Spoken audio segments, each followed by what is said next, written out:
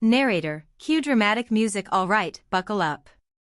Innovation is racing ahead like it's in the fast lane. And guess what? This year, I turned 70. Gasp. Bill Gates, yep, I hit the big 7-0 this year. And guess what else? Microsoft's celebrating 50 years. So I thought, what better time to share some of the crazy good luck I've had? Narrator, excited voice. Oh, do tell, Bill. What's your secret? Bill Gates, well, I had incredible parents. Seriously, they let me run wild, hiking, exploring, trying new things. My childhood was like an adventure story, minus the car chases. And honestly, that's why Microsoft turned out so well. I was just insanely lucky. Narrator, a free-range Bill Gates? That's amazing. Sounds like you were a wild coder from the start. Bill Gates, you could say that. If you looked up precocious in a dictionary, you'd see my picture, probably wearing a sweater, and programming a power grid for the West Coast, at 17. Yeah, 17. And by 19? I co-founded Microsoft. While other people were still figuring out their teenage drama, I was figuring out software.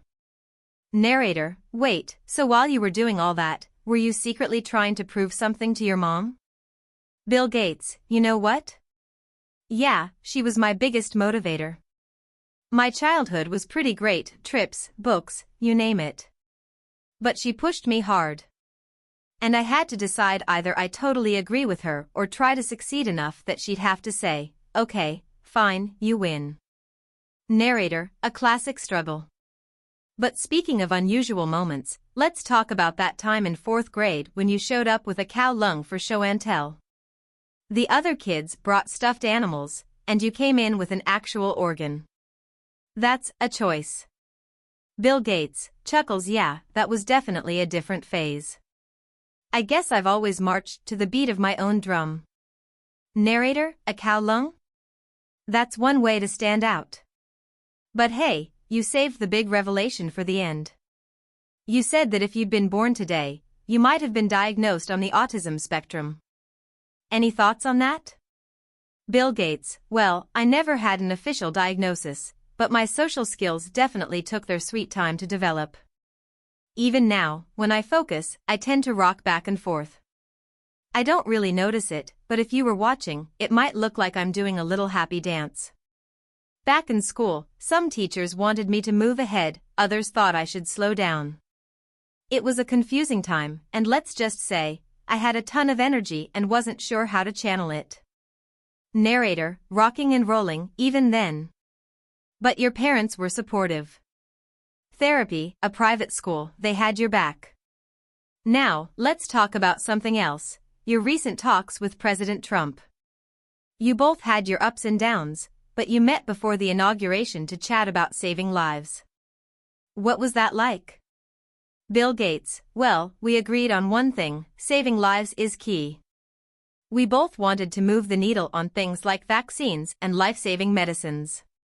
My foundation is all about saving lives, and I went in to talk to him about how we can make that happen even faster. He definitely helped accelerate the COVID vaccine rollout, and that was a big win.